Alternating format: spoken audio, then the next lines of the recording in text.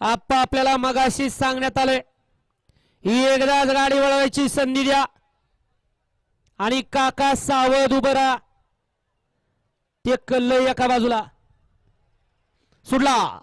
भव्य आणि दिव्य अशा पुरंदर केसरी सासवडकरांच्या सीसीच्या मैदानातील गाडी क्रमांक 24 सुटला आणि 24 मध्ये सुंदर अशी गाडी पोते ज्या बैलानं सबंध हिंदुस्थान गाजवला अशी गाडी अतिशय सुंदर आणि परसूच निर्वाद वर्चस्व.